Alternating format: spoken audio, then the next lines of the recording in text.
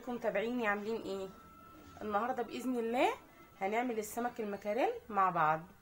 لسه انا جايبه اهوت السمك وغسلاه. طبعا انا برضو بغسله بدقيق وملح وخل وليمون وبنقعه فتره طويله.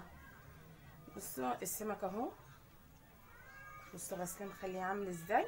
لازم يتنقع، بغسله في الخل والليمون والدقيق وبسيبه في وقت يعني اكتر من ساعتين، لما احس كده ان ايه ميته بقت زي القشطه واحس ان هو بيلمع كده ومفيهوش كله ريحته ليمون. ما شاء الله كلها يعني السمك كله ريحته ليمون وخل جميل جدا. دي اهم حاجه في نظافه الطيور الاسماك اي حاجه. تمام. انا معايا السمك اهو. هنا بقى هناخد ايه خطوه خطوه، هناخد الحاجه بتاعته اللي احنا هنضربها في الكبه او في الخلاط. انا معايا هرسه الشطه دي اللي انا عملتها معاكم قبل كده، شايفين؟ عشان كده قلت لكم اعملوها على النار، جميله جدا، تحطوها على اي حاجه حلوه قوي. طبعا انا مش حاطه كتير عشان الاولاد. وعندي توم دوت انا محتفظ بيه السنه للسنه، بعمله برده في الكبه وبحط عليه رشه زيت من فوق وبشيله في الايه في الديب فريزر. فانا طلعت منه اهو. ومعايا اللهم صل على النبي، معايا 3 قرون شرايح مقطعاهم، مش اشكال اي حاجه عشان انا كده كده هضربهم في الكبه. معايا بصلايه، معايا جزر، معايا خضره، معايا فلفل الوان، ومعانا التوابل بتاعتنا الكمون والملح والسبع بهارات والفلفل الاسمر وحبه بابريكا. تمام. ومعايا اهوت خل على ليمون. هعمل ايه؟ هسمي الله، بسم الله الرحمن الرحيم. اجيب الكبه بتاعتنا كده، الكبه بقى الخلاط ايا كان، هتروحوا ايه حاطين بقى الحاجات بتاعتنا دي. بسم الله الرحمن الرحيم. نحطها كلها في قلبيها. بسم الله الرحمن الرحيم كده.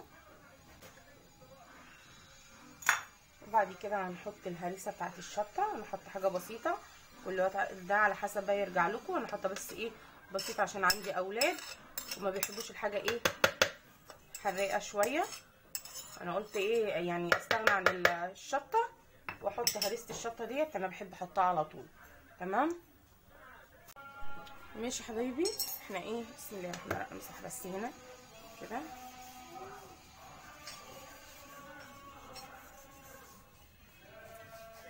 الحاجات ديت على فكره بتحرق الايد لما بتقع على الرخامه ولا اي حاجه، لازم نمسحها وننضف مكانها. تمام. انا حطيت خلاص اهو. هحط بقى الايه التوابل بتاعتنا. بسم الله الرحمن الرحيم كده.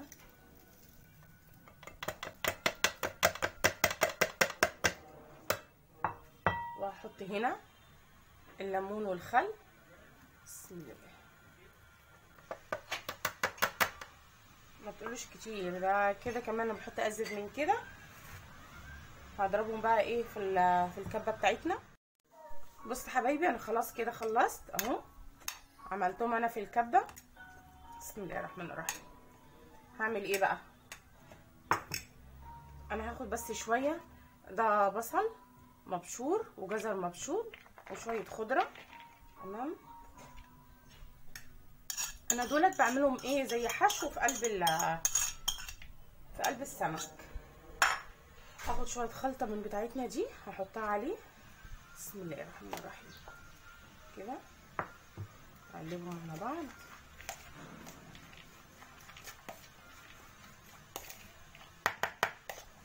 حابين بقى تحطوا قوطه طماطم حطوا، انا ما بحطش ايه طماطم في الحشو من جوه، بستكفى بالحاجات دي.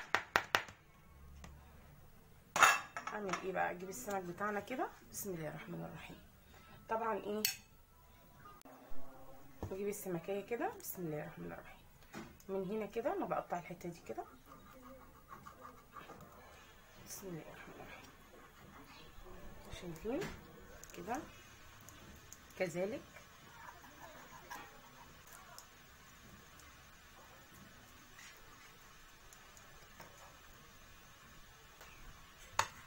السمكيه بتاعتنا كده. بسم الله الرحمن الرحيم.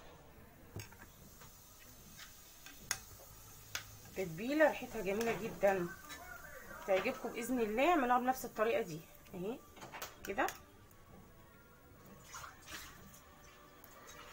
اتاكد ان انا حطيت في افتحها شويه كده. ليه؟ علشان احط في ايه، في الحته المقفوله دي كل الخليط بتاعنا كده في قلبيها، دي طعم جميل جدا اهو. بسم الله الرحمن الرحيم. بص يا حبايبي، وهنا هحط، بس انا ايه قلت لما احط ايه في الصينيه بتاعتنا اهو كده بالطريقه دي، نحط فيها كده شايفين حشو كده بالطريقه دي هيبقى جميل جدا.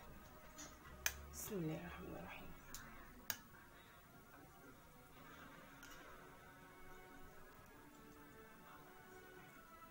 كده كل الحاجات اللي احنا عاملينها الجميله دي بتدخل في قلب السمك بتاعنا، تديله طعم حلو قوي. بسم الله الرحمن الرحيم.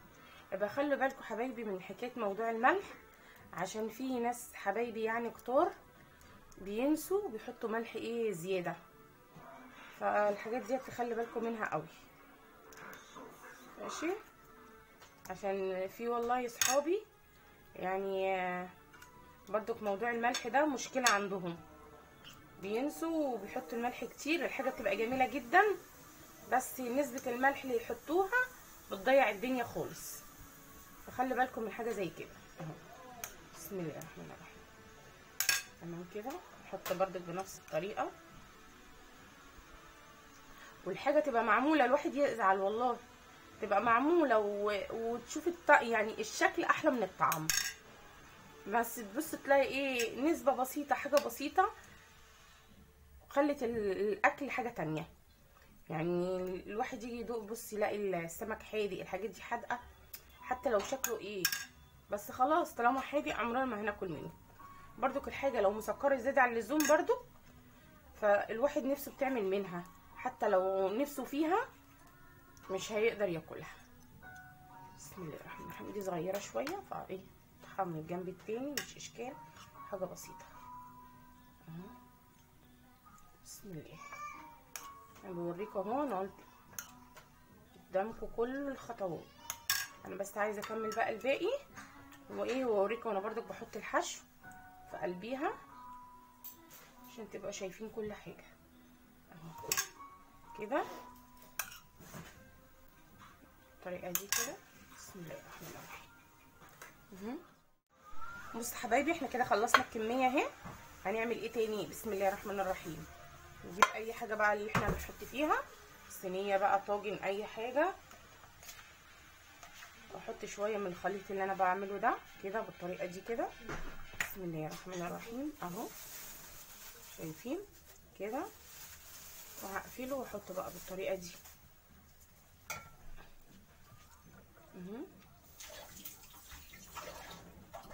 بسم الله الرحمن الرحيم. احط الخليط ده كده اهو.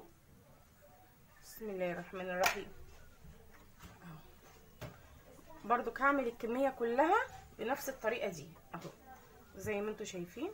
بص عشان انا حاطه في الحتت كده مقطعه وحاطه التوابل تديله طعم تاني خالص، يبقى جميل جدا. بسم الله. زي السنجاري بحط الحاجات بتاعته في قلبيها زي السنجاري بالظبط. بسم الله الرحمن الرحيم.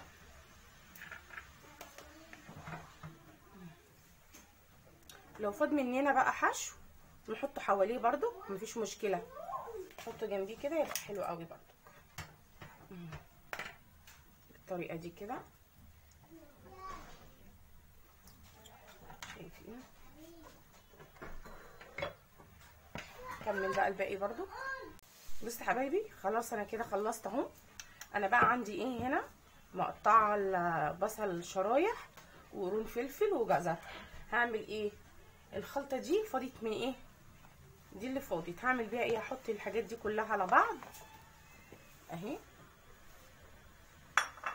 الطريقه دي، واحط ايه عندي برضك الخلطه اهي اللي فاضت من قلب الحشو احطهم عليها كده بالطريقه دي اهو، واقلبهم في قلب بعض الحاجات دي جميله جدا والله يا جماعه على بعض كده. ونسيب شويه ايه تتبيله من قلب الحشوه بتاعت السمك هنحطها عليها. عايزين بقى تزودوا انتوا حاجات من عندكم تزودوا. انا بعمل ايه ما بحطش كتير، حاجات بسيطه اهو. شايفين حبايبي؟ عندي برضك لسه في شويه تاني خضره، ما حطيتش خضره اهي زودت بيها. بسم الله. برضو كام شريحه ليمون احطهم كده فيها اهو. طبعا شرايح ليمون رفيعه تديها طعم حلو قوي. احط تاني شرايح ليمون اهي. هحط بقى الايه الزيت في الاخر، هرش عليه من فوق اهو. خلاص كده انا تبلت الكميه بتاعتي. هعمل كده بسم الله الرحمن الرحيم اهو. احط بقى الحاجات دي كلها واظبطها واوزعها في ايه في قلب الطاجن بتاعنا او الايه. شوفوا انتوا صينيه اي حاجه، انا حاطه في الايه في البايركس اهو الطريقه دي. بسم الله الرحمن الرحيم. وزعوها بقى في كل حته كده. وممكن تحطوا من تحت يعني ايه من تحت السمك كده توزعوها وتحطوها. ممكن تحطوا الجزر من تحت. انا بعملها بالطريقه دي كده كده عقبال ما بينزل ايه الميه بتاعته. فتلاقيه برضو الحاجات كلها بتتلخبط. فما شاء الله يعني الحاجات دي بتحلي طعمه جميل جدا. ممكن بقى ايه عندي شرايح ليمون اهي شايفين احطها هنا كده بسم الله كده بالطريقه دي.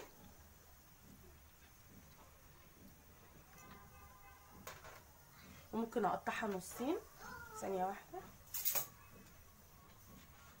يعني امسك الليمونه كده بسم الله كده. لو هي ايه بدل ما هي الشريحه كبيره ممكن اعملها بنفس الطريقه دي كده علشان ايه تخش جوه السمكه بتاعتنا. تمام.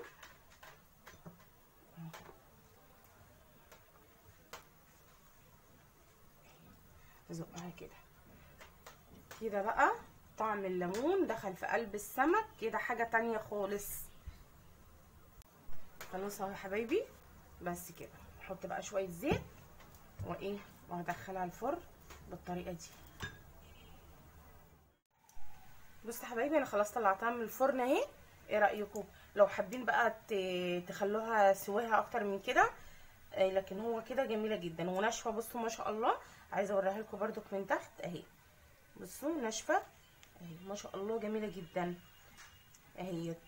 هتعجبكم باذن الله. واعملوها بنفس الطريقه دي. ومش قادره اقول لكم على الريحه تحفه والتوابل والحاجات اللي احنا حاطينها فيها جميله جدا. وشرايح الليمون ديت وهي في النص بس بقى لما نشيلها بص بقى هي بقى متغلغله ازاي في السمك في الليمون ما شاء الله جميله جدا. خلاص بقى عايزاكم تجربوا الطريقه وتعجبكم باذن الله. والف هنا وشفا للي يجربها ويعملها بنفس الطريقه. يا رب اكون خفيفه على قلبكم النهارده واكون ما طولتش عليكم. ويا ريت ما تنسونيش في اللايك والكومنتات. ماشي. اسيبكم بقى في حفظ الله والسلام عليكم ورحمه الله وبركاته.